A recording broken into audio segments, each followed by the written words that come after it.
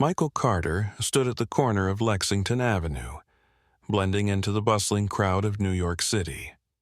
The crisp autumn breeze carried a hint of chill, ruffling the hem of his understated black jacket. Michael tugged his baseball cap lower, obscuring his face as he watched people streaming past the glass-fronted luxury store he owned. The building's tall, sleek lines exuded sophistication, with the store's name, Elegance, embossed in gold lettering above the entrance. Shoppers moved in and out, their bags swinging, the store's opulent decor visible through the expansive windows. Taking a steadying breath, Michael stepped forward and pushed open the heavy glass door. A soft chime announced his entry. Inside, the store was a world of polished marble floors, plush velvet seating, and meticulously arranged displays of high-end fashion and jewelry. The scent of expensive cologne mingled with the soft jazz music playing in the background. Michael had designed this space to be inviting, a blend of luxury and comfort, but today he felt like an outsider. Dressed in dark jeans, sneakers, and a plain black jacket, he looked nothing like the typical clientele. That was intentional. He wanted to experience how customers were treated without the influence of his name or status. This wasn't Michael's first time going undercover at one of his stores, but today felt different. This was his hometown, and this location was one of the crown jewels of his company. As he wandered toward a display case filled with designer watches, he admired the intricate craftsmanship of each piece. Michael knew these collections intimately. He'd personally selected many of them. Today, however, he was just another customer. Out of the corner of his eye, Michael noticed Kevin Shaw, the franchise owner of this location, standing near the counter. Kevin was in his mid-50s, with thinning gray hair and a tailored suit that fit snugly around his middle. He was engaged in conversation with a woman dressed in designer clothes, his voice low and polite, his smile carefully rehearsed. As Michael moved closer to the watch display, Kevin's gaze briefly landed on him. The smile disappeared, replaced by a subtle frown. Michael pretended not to notice. He picked up a watch from the display, a sleek silver piece with a leather strap, and examined it, appreciating the fine details and its reassuring weight. "Excuse me," Michael said, keeping his voice casual. "Could you tell me more about this watch?" Kevin's approach was slow and deliberate. His sharp eyes scanned Michael's outfit, taking in the casual clothes and baseball cap. His expression was polite but reserved, tinged with a faint condescension. "That's one of our limited edition models," Kevin replied. His tone was clipped, almost dismissive. "Very exclusive. It might not be what you're looking for." Michael kept his smile easy. "Oh, why's that?" Kevin's eyes narrowed slightly. "It's a very high-end piece, quite expensive. Perhaps you'd be more interested in something more accessible?" A flicker of irritation passed through Michael, but he didn't let it show. He knew Kevin didn't recognize him, but the assumption behind his words was clear. Michael decided to press further. "I like high-end pieces," he replied calmly. "What makes this one special?" Kevin sighed, his demeanor hinting at impatience. It was as if he was explaining something to someone he deemed unworthy of the information.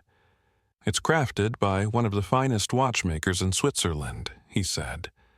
"The materials are top tier, and the craftsmanship is exceptional. It's a collector's item, very limited, only a handful worldwide." Michael nodded thoughtfully, still holding the watch. "Sounds impressive. How much does it cost?" Kevin hesitated, his gaze assessing Michael as though trying to determine if he could afford it. "It's priced at $122,000, he said at last, his tone carrying a hint of reluctance. "But, as I mentioned, we have other options that might be more in line with your budget." Michael's smile didn't waver. Inside, Michael felt a familiar frustration bubbling beneath his calm demeanor. He carefully placed the watch back into the display case and looked directly at Kevin. "And if I wanted to buy this one?" he asked evenly. Kevin's eyes flickered with a trace of annoyance. "Well," he said, his tone carrying a dismissive edge, "I'd need to see proof of payment first. We don't just let anyone walk out with our best pieces." Michael's expression remained unchanged, but his patience was wearing thin. "I see. So, it's store policy to question a customer's ability to pay before making a sale." Kevin's tone turned defensive.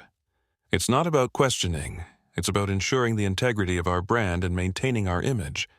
We can't just let anyone handle our merchandise." Michael held Kevin's gaze for a moment longer, then gave a slight nod and looked away. "I understand," he said softly before turning and walking toward the door. He could feel Kevin's eyes on his back, could almost hear the unspoken judgment in the man's mind as he walked away. Stepping out into the cool city air, Michael's mind churned over what had just happened.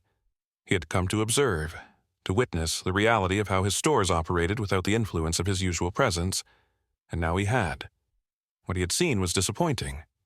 Beneath his calm exterior, anger simmered as he blended back into the stream of passers-by. Michael knew this visit wouldn't end here. He had seen enough to understand that action was necessary. Standing outside the store, Michael took a moment to collect his thoughts. What he had experienced wasn't just troubling, it was unacceptable. Taking another deep breath, he turned back toward the glass door and walked inside once again, determined to find out if this was an isolated incident or part of a larger problem. The soft chime of the doorbell rang again as he re-entered the store. This time, Michael didn't bother taking in his surroundings. He strode purposefully toward the section where Kevin Shaw was standing. Kevin, now idly scrolling on his phone, looked up when Michael approached. His eyes narrowed, and Michael recognized the same condescension from earlier. It hadn't been a mistake, it was a pattern. Michael approached a display of designer coats, letting his fingers trail over the fine fabric. One coat, dark and elegantly tailored, caught his eye. Picking it up, he held it in front of himself, inspecting the cut and material. "Excuse me," Michael said, his voice calm and polite. "Could you tell me more about this coat?" Kevin looked up from his phone, his eyes moving from the coat to Michael's face. He hesitated for a beat, then slipped his phone into his pocket and walked over, the rehearsed smile reappearing. "That's one of our premium items," Kevin said, his tone just as clipped as before. "Italian wool, handcrafted. It's from our latest collection, very exclusive." Michael nodded, continuing to examine the coat. "It's nice. How much is it?" Kevin's smile tightened. "It's priced at $2,500, he said, enunciating each word as though explaining to a child. "These are designed for our high-end customers. We don't usually leave this kind of merchandise out for just anyone to touch." Michael raised an eyebrow but kept his tone measured. "I see. So, some items are kept out of reach for regular customers." Kevin's face hardened slightly, the polite facade slipping. "Our regular customers know what they can afford and what they can't," he replied curtly. "We cater to a specific clientele, people who appreciate quality and have the means to purchase it." Taking his time, Michael returned the coat to its hanger. He could feel his frustration rising again, but forced himself to remain composed. "I appreciate quality," he said evenly, "and I think I might be interested in this coat." Kevin's eyes flickered with disbelief, mingled with irritation. He took a step closer, lowering his voice as though trying to keep the conversation private. "Look," Kevin said, his tone edged with condescension, "I don't mean to offend, but perhaps you should look at some of our more affordable options. There's no point wasting time on items that are out of your range." Michael's patience was wearing thin. He met Kevin's gaze, his voice firm but controlled. "You don't know what my range is," Michael replied. "And assuming you do, based on how I look, is not good business practice." Kevin's expression tightened further as he glanced Michael up and down, clearly reassessing him. "We have an image to maintain," Kevin said slowly, as though explaining to someone unfamiliar with the rules. "We can't just have anyone come in and handle our most valuable items. It's about preserving the brand." Michael held Kevin's gaze, his anger now unmistakable in his eyes. "Preserving the brand?" Michael echoed. By judging people based on their appearance, that's not how you build loyalty or respect. Kevin crossed his arms, his posture stiffening. Our customers appreciate exclusivity, he said. They don't want to see just anyone in here touching everything. It's about the experience, the environment. It's what sets us apart. Michael exhaled slowly, his eyes locked on Kevin's. And you think treating potential customers with disrespect is part of that experience? Kevin shrugged, a smug expression crossing his face. I think I know my customers better than you do. It's my job to protect the integrity of the store. Michael didn't respond immediately. He looked around the store, taking in the displays, the carefully arranged merchandise, and the other customers who were beginning to notice the tension. Then he turned back to Kevin. Thank you for your time, Michael said finally, his voice cool. I think I've seen everything I need to see. Without waiting for a response, Michael turned and walked away, heading for the door. The soft chime sounded as he stepped outside into the cool city air. This time, Michael didn't linger on the sidewalk. He walked briskly down the street, his mind racing. What he had experienced was unacceptable, not just as a businessman, but as a person who believed in treating others with respect. He had come to observe the reality of his store's operations, and now he had. Michael's jaw clenched as he recalled Kevin's condescending tone and dismissive attitude. This wasn't just about a coat or a watch. It was about the values Michael had built his company on. Values that were clearly not being upheld in this store. As he walked, his anger began to transform into determination. He knew what he needed to do. Today, he had been treated as just another customer, judged by his appearance, dismissed without a second thought. Tomorrow, he would return. Not as Michael Carter the customer, but as Michael Carter the owner. And things were going to change. Michael spent the night replaying the interactions in his mind, each word from Kevin sharpening his resolve. By morning, his frustration had crystallized into a clear plan. He would return to the store and dig deeper. He wanted to see if Kevin's behavior extended beyond his own experience. If Kevin treated him this way, how did he treat others? Michael was determined to find out. Dressed again in his casual attire, jeans, sneakers, and the same black jacket, Michael walked back into the luxury store. The chime above the door announced his arrival. The store was quieter than the day before, with fewer customers browsing. Michael headed directly to the jewelry section, his eyes landing on a glass case displaying an array of diamond bracelets and necklaces. Each piece sparkled under the soft lighting, the price tags discreetly tucked away. As Michael studied an intricate bracelet, he noticed Kevin out of the corner of his eye. Kevin was standing near the back of the store, speaking with a young woman who wore a concerned expression. It was Laura Monroe, the assistant manager. She nodded as Kevin spoke, nervously fidgeting with a clipboard. Michael strained to hear snippets of their conversation. I don't care if he's a potential customer, Kevin said, his voice low but firm. We have a standard to maintain. Keep an eye on him.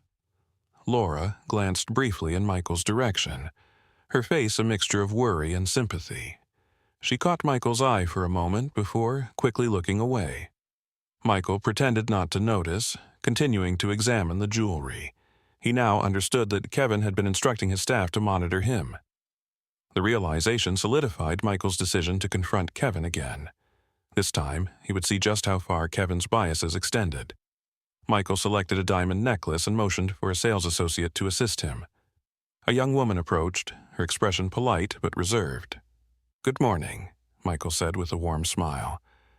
Could you tell me more about this necklace? The sales associate glanced over her shoulder at Kevin, who was now watching them intently.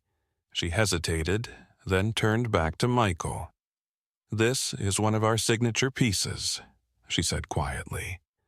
It's crafted with the finest diamonds and set in platinum. It's priced at $15,000. Michael nodded appreciatively. It's beautiful, he said. Could I take a closer look? Before the associate could respond, Kevin walked over, his expression stern. Is there a problem here? Kevin asked, directing his question to the associate rather than Michael. "No problem," Michael said calmly, stepping in. "I was just asking about this necklace. I'd like to inspect it further." Kevin's eyes flashed with irritation. "I don't think that's necessary," he said, his voice laced with condescension. "As I mentioned before, we have other pieces that might be more suitable for you." Michael kept his gaze steady, refusing to be dismissed. "I'm interested in this one," he said firmly. "I'd like to see how it looks." Kevin crossed his arms, his patience clearly wearing thin. "Our policy is to reserve pieces like this for customers who are serious about purchasing. I can't have just anyone handling our most valuable items." Michael's calm demeanor slipped, his frustration surfacing. "And what makes you think I'm not serious?" Kevin looked Michael up and down, his sneer unmistakable. "Experience," Kevin said coldly. "I know who can afford what. It's my job to protect the integrity of this store and its brand. We have a reputation to uphold." Michael felt his temper rising, but he kept his voice steady. "And you uphold that reputation by judging people based on how they look, by refusing service to someone because you think they don't belong?" Kevin's expression didn't waver. "It's not personal, it's business. Our customers expect a certain level of exclusivity. I can't afford to waste time on people who aren't serious buyers." Michael took a step closer, lowering his voice. "And how many serious buyers have you turned away because you made assumptions? How many people have you disrespected because they didn't fit your idea of a customer?" Kevin's jaw tightened. "I run this store the way I see fit," he said sharply. "And frankly, I don't have to explain myself to you." Michael held Kevin's gaze, anger simmering beneath his calm exterior. "You may not have to explain yourself to me," Michael said quietly, "but you will have to answer to someone. This kind of treatment isn't just bad for business, it's wrong." For a brief moment, uncertainty flickered in Kevin's eyes before his expression hardened again. "If you don't like how things are done here, you're welcome to leave," he said dismissively. "There are plenty of other stores that might suit your tastes." Michael took a deep breath and stepped back. He glanced at Laura, who was watching the exchange with a worried expression. "Thank you for your time," Michael said to Kevin, his voice cold. "I'll be sure to let the right people know how you run your store." With that, Michael turned on his heel and walked out of the store. The chime above the door seemed to echo louder than before as he stepped back onto the bustling street. Michael knew what he had to do next. He had seen enough to understand that Kevin's behavior was not an isolated incident. It was a mindset, a way of thinking that needed to be addressed. As Michael walked away, his resolve solidified. He had hoped for a different outcome, but now he was certain. Change was necessary, and it was going to start at the top. Michael spent the night preparing for what needed to be done. The next morning, he didn't return to the luxury store. Instead, he headed straight to his company's headquarters, a sleek glass building in Midtown Manhattan. Inside, the atmosphere was one of quiet efficiency. Phones ringing softly, employees moving purposefully through the halls. Michael walked into the executive conference room, a spacious area with a long polished table and floor-to-ceiling windows overlooking the city. He took a seat at the head of the table, his expression calm but resolute. Michael had arranged for Kevin Shaw to meet him here under the pretense of discussing store performance and future goals. He knew this would ensure Kevin showed up. Michael's assistant, Rachel, stood by the door, waiting for Kevin to arrive. Soon, Kevin entered the room. His usual air of confidence wrapped around him like a cloak. He wore a sharp suit, and his face carried an expression of curiosity mixed with a hint of annoyance. Clearly, he thought he was being called in for another routine checkup, perhaps even to receive praise for his work at the store. Kevin's steps faltered slightly when he saw Michael sitting at the head of the table. His eyes widened in surprise, and he glanced at Rachel, then back at Michael. Confusion flashed across his face as he struggled to place Michael. Michael remained silent for a moment, allowing Kevin to absorb the scene. Then he spoke, his voice calm and authoritative. "Take a seat, Kevin," Michael said, gesturing to a chair across the table. Kevin hesitated for a moment before pulling out a chair and sitting down. Good morning, Mr. Carter, Kevin said cautiously. I wasn't expecting to see you here. Is everything all right? Michael leaned forward slightly, his gaze steady. No, Kevin, everything is not all right. I've come to discuss some serious concerns about your behavior at the store. Kevin's eyes flickered with confusion, followed by an attempt to recover his usual confidence. Concerns about what? I've been running the store the way I always have. Sales are up and the brand image is strong. If there's a problem, I'd be happy to address it. Michael's expression remained unchanged. Sales numbers aren't the issue here, Kevin. The issue is how you treat people. I visited your store yesterday. You didn't recognize me because I came as a regular customer, dressed casually. Realization dawned on Kevin's face, quickly followed by a flash of panic. His mouth opened, then closed as he tried to think of a response. Michael continued before Kevin could speak. I saw firsthand how you judged me based on my appearance, Michael said, his voice calm but firm. You made assumptions, you were dismissive, and you refused to provide the same level of service you would for someone you deemed a worthy customer. This isn't just about how you treated me, it's about how you likely treat others. Anyone who doesn't fit your narrow view of who deserves respect. Kevin swallowed hard, his face pale. Mr. Carter, I didn't know it was you. If I had known... Michael cut him off. That's exactly the problem. You shouldn't have to know who someone is to treat them with basic human decency. This company stands for inclusivity and respect. We built our brand on the idea that luxury isn't just about exclusivity, it's about making people feel valued. You've turned my store into the opposite of what it's meant to be. Kevin shifted uncomfortably in his seat.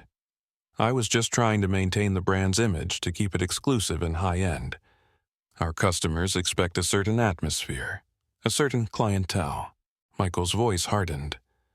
Our customers expect quality products and respectful service, regardless of what they look like or how they dress.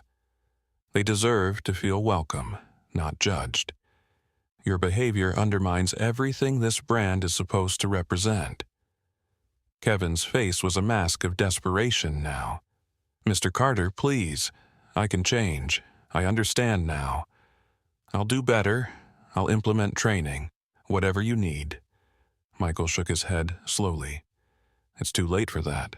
Michael's tone was firm, his gaze unwavering. Kevin, your attitude isn't something that can be fixed with training. It's a fundamental problem with how you see people, and it's not something I can allow to continue. Effective immediately, I'm terminating your franchise agreement. You're no longer responsible for that store. Kevin's eyes widened in shock. You can't be serious. I've been with this company for years. I've helped build that store's reputation. You can't just cut me off like this. Michael stood, his gaze steady as he looked at Kevin. Yes, I can, and I will.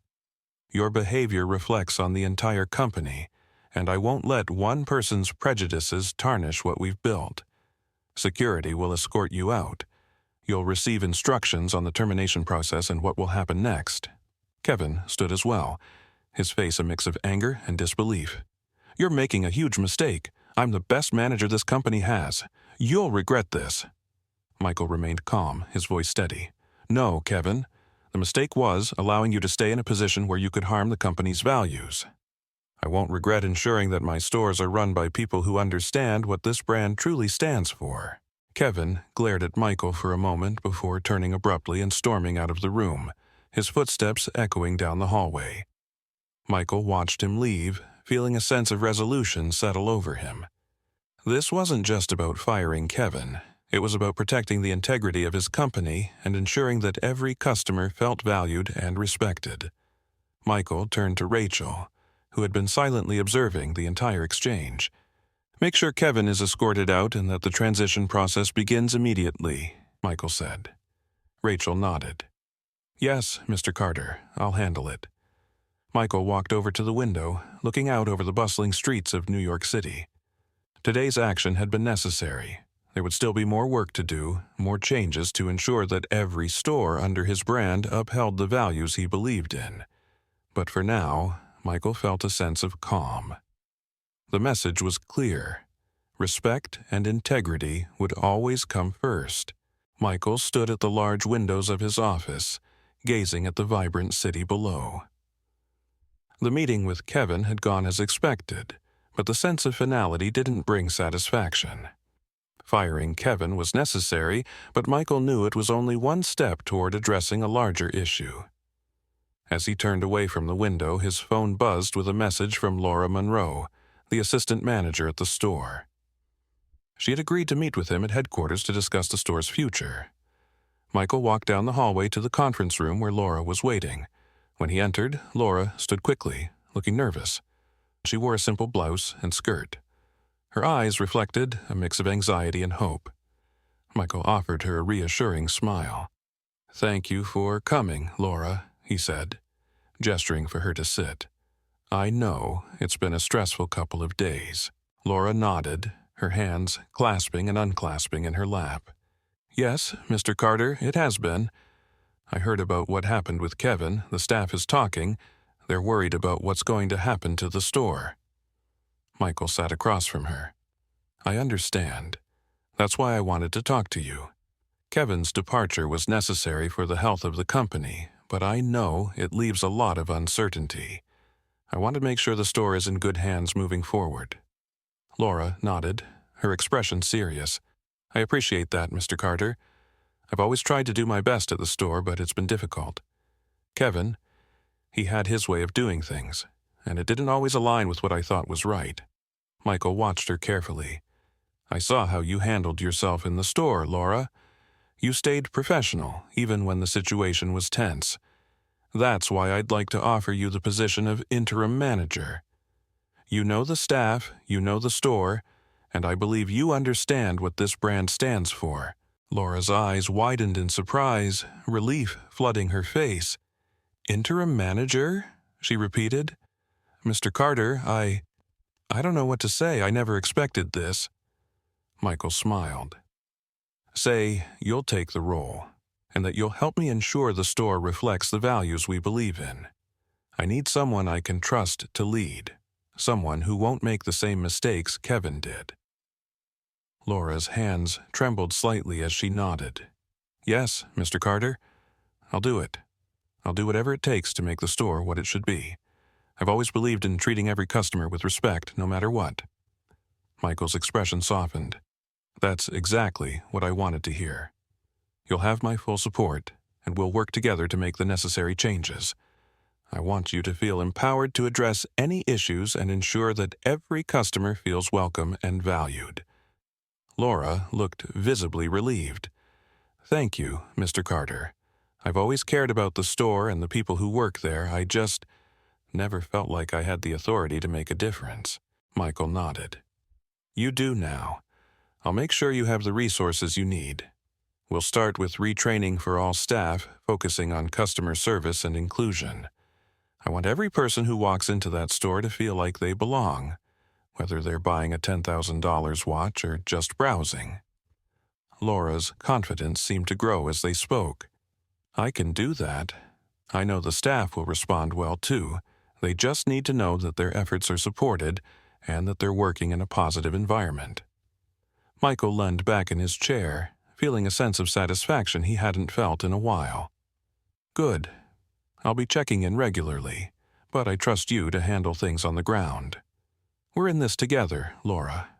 The success of the store isn't just about profits. It's about building a community of respect and inclusivity." Laura smiled, the tension leaving her shoulders. "I won't let you down, Mr. Carter. I'll make sure the store represents the best of what your brand stands for." Michael stood up, extending his hand. "I know you will. Thank you for stepping up. I'm looking forward to seeing the positive changes you'll bring." Laura shook his hand firmly, a renewed sense of purpose shining in her eyes. "Thank you, Mr. Carter. I'm looking forward to making a real difference." As Laura left the conference room, Michael felt a renewed sense of optimism. The events of the past few days had been challenging, but they had also served as a catalyst for necessary change. He knew there was more work to be done, more stores to visit, more managers to meet. But today was a significant step in the right direction. Returning to his office, Michael stood at the window gazing out over the city. He thought about the countless people who walked through the doors of his stores every day, each with their own stories, hopes, and dreams. His brand had been built on the belief that everyone deserved to be treated with dignity, no matter who they were. Today, he had taken decisive action to ensure that belief was upheld. As the sun set over the skyline, Michael felt a quiet sense of pride. He wasn't just a businessman, he was a leader, and he carried the responsibility of using his position to make a positive impact. With people like Laura in place, he knew his stores would continue to thrive, not just as places of luxury, but as places where everyone felt welcome. The day after Kevin's termination, Michael wasted no time implementing changes at the store. He scheduled a meeting with the staff to outline the new direction and reassure them that, despite the abrupt change in management, their jobs were secure and their contributions valued. He understood that stability and clear communication were key to transitioning the store into a reflection of the brand's values of inclusivity and respect. The meeting took place in a private conference room at headquarters, a smaller but equally elegant space compared to the one where Michael had confronted Kevin. The staff filed in, their faces a mix of curiosity and concern. Laura stood at the front with Michael, a clipboard in her hand, looking noticeably more confident than the day before. Michael stood and addressed the room. "Thank you all for coming," he began, his voice calm and reassuring. "I know the past few days have been challenging, and I want to be transparent with you about what's happening. Kevin Shaw is no longer with the company. His departure was necessary to realign our store's operations with the values we stand for as a brand." A murmur rippled through the room. Michael could see the questions in their eyes, the uncertainty about what this change meant for them and their futures. He continued, meeting their gazes with sincerity. "I want to make it clear that your positions are not in jeopardy. We value each of you and the work you do. However, we will be making some changes to ensure that our store provides a welcoming environment for all customers, regardless of who they are or how they look. This isn't just about making sales. It's about building relationships and treating every person who walks through our doors with respect." Laura stepped forward, her voice steady as the new interim manager.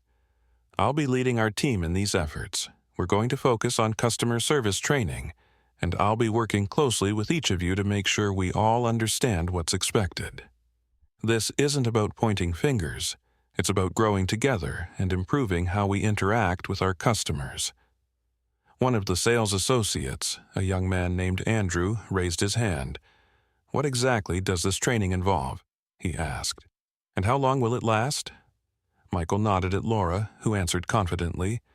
"The training will cover everything from how to greet customers to handling sensitive situations.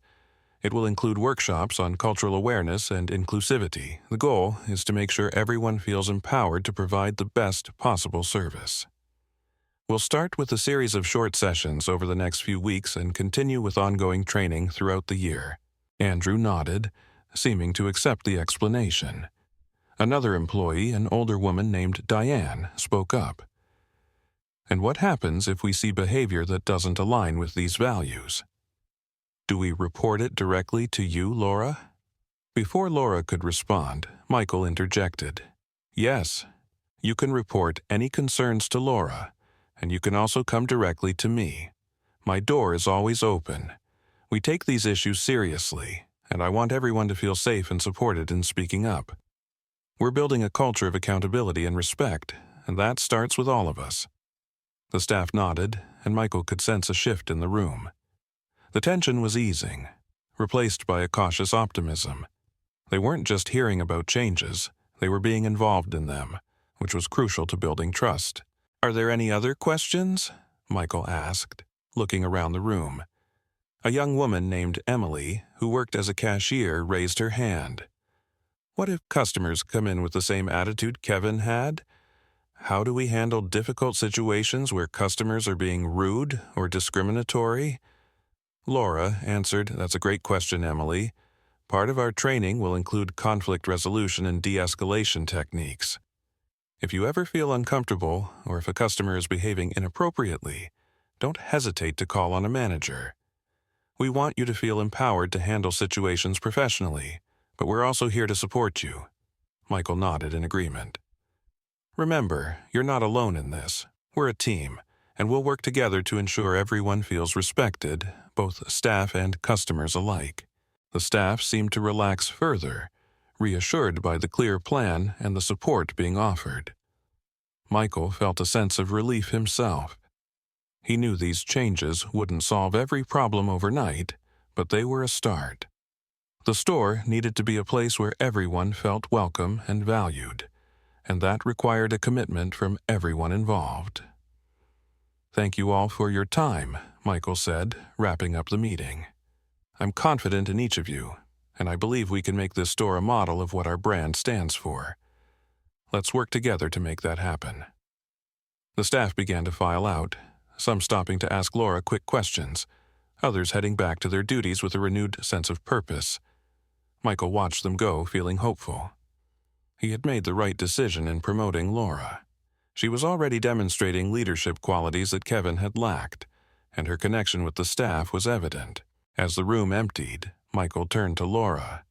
"You did well today," he said. "The staff respects you, and they're looking to you for guidance. Keep that momentum going." Laura smiled, looking both relieved and determined. "Thank you, Mr. Carter. I won't let you down. I believe we can make a real difference here." Michael nodded. "I know you will. I'll be checking in regularly, but I trust you to handle things. If you need anything, don't hesitate to reach out." Laura agreed, and Michael left the conference room, his mind already shifting to the next steps. There were other stores to visit, other managers to meet. The issue with Kevin had been a wake-up call, a reminder that even the best intentions could be undermined by prejudice and poor leadership. As Michael walked through the halls of his headquarters, he felt a renewed sense of purpose. The confrontation with Kevin had been difficult, but it was necessary. Justice wasn't just about punishing wrongdoing, it was about creating an environment where such behavior wasn't tolerated. Michael was committed to building a company where respect, inclusivity, and integrity were more than just words on a mission statement. They were principles that guided every decision, every action, and every interaction. Michael knew there would be challenges ahead, but he was ready to face them.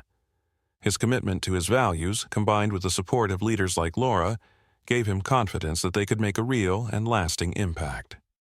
The store was already showing signs of change. The atmosphere felt lighter, the staff more engaged and welcoming.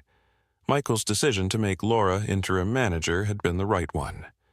She had efficiently organized the training sessions, and the team responded positively, eager to create a more inclusive and respectful environment. Michael had kept his promise to check in regularly, and today he decided to make an unannounced visit to see how things were progressing. As he entered the store, the familiar chime above the door sounded. He was immediately greeted by Andrew, the sales associate who had raised concerns during the staff meeting. "Good morning, Mr. Carter," Andrew said with a warm smile. "It's great to see you." "Good morning, Andrew," Michael replied, shaking his hand. "How's everything going?" Andrew nodded enthusiastically. "Really well, actually. The training sessions have been helpful, and Laura has been doing a great job. The whole team feels more connected, and we're all on the same page about how we want to treat our customers." Michael smiled. "That's exactly what I wanted to hear. Keep up the good work. I'm proud of how you all have handled this transition." As Michael moved further into the store, he noticed customers being greeted warmly, staff assisting without hesitation, and a general air of positivity. It was a stark contrast to the atmosphere during his first visit, when Kevin was in charge. He felt a sense of satisfaction seeing his vision being realized. Michael made his way to the back of the store, where Laura was speaking with a customer. She glanced up, saw Michael, and excused herself.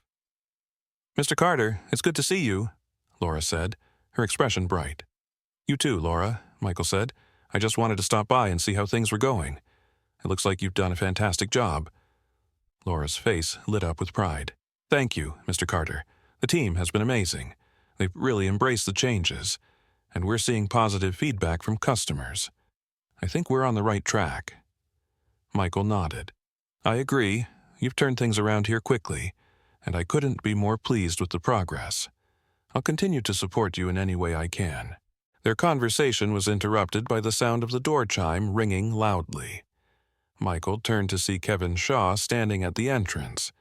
Kevin's suit was less crisp than usual, his face worn with worry. His eyes scanned the store, landing on Michael and Laura. Michael's expression hardened slightly. He hadn't expected to see Kevin here, especially not after their last encounter. Kevin made his way over to them, his steps slower than usual, his posture less confident. "Mr. Carter," Kevin began, his voice almost pleading, "I know I'm probably the last person you want to see, but I need to talk to you. Please, give me a moment." Michael's face remained impassive. He glanced at Laura, who looked surprised, but stayed silent, then back at Kevin. "All right, Kevin," Michael said coolly. "You have a moment. What is it you want to say?" Kevin took a deep breath, his shoulders sagging. "I came to apologize," Kevin said. "I know I was wrong. I've had time to think about my behavior, and I realize now that I made a terrible mistake. I judged people unfairly. I let my prejudices get in the way of doing my job. I'm sorry, Mr. Carter, truly I am." Michael listened without interrupting, his expression unreadable.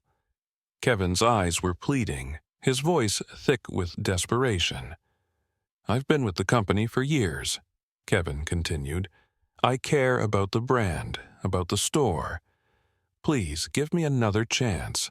Let me prove that I can change, that I can run the store the way you want it to be run. I'll do anything." Michael was silent for a moment, letting Kevin's words hang in the air. He thought about the countless times Kevin had likely dismissed customers based on their appearance, the way he had treated Michael himself. Kevin's sudden change of heart seemed more motivated by desperation than genuine remorse. "I appreciate your apology, Kevin," Michael said finally, his voice calm but firm. "But this isn't just about one mistake, it's about a pattern of behavior, a mindset that you've demonstrated for years. What I saw in the store wasn't just an oversight. It was the reality of a deep-seated attitude that doesn't align with our values." Kevin's face fell, his eyes filling with a mix of frustration and despair. "Mr. Carter, please," he begged. "I can learn, I can change. Just give me the store back and I'll prove it to you." Michael shook his head slowly. "The decision has been made, Kevin. The store is doing well under Laura's leadership, and the staff has responded positively to the changes. I can't go back to the way things were. My responsibility is to the company and every customer who walks through those doors. Allowing you to return would undermine everything we've worked to achieve." Kevin's shoulders slumped, his last hope fading. He looked at Michael, desperation turning to resignation. "I understand," he said quietly, almost to himself. "I just thought, maybe." Michael's voice softened slightly. "Kevin, I hope you take this as an opportunity to reflect and grow. This isn't about punishment. It's about ensuring the right people are in place to uphold the values of the brand. I wish you the best in your future endeavors, but you won't be getting this store back." Kevin nodded, his eyes downcast. "Thank you for your time, Mr. Carter," he said quietly. Without another word, he turned and walked out of the store, his footsteps heavy. Michael watched him go, feeling a mix of pity and resolve. Kevin's apology had come too late. The damage had been done, and Michael couldn't risk the integrity of his brand for the sake of giving Kevin another chance. His responsibility was to his company, his employees, and his customers. Laura stood quietly beside Michael, her expression one of relief. "Thank you for not letting him come back," she said softly. "I think the staff would have been worried if he did." Michael nodded. "I made my decision based on what's best for the store and the people who work here." "You've done a great job, Laura. Keep up the good work. We're building something special, and I'm confident in your ability to lead." Laura smiled, a sense of accomplishment shining in her eyes. "Thank you, Mr. Carter. I won't let you down." Michael looked around the store, watching as the staff interacted with customers. Each engagement was positive and welcoming. The change was real, and it was having a tangible impact. Michael felt a sense of pride and satisfaction. He knew there would be challenges ahead, but with strong leadership and a commitment to the company's values, those challenges could be met. As he left the store, Michael felt a renewed sense of purpose. This was what he had worked for, to create a brand that stood not just for luxury, but for respect, integrity, and inclusion. With the right people in place, he was confident that Vision would continue to thrive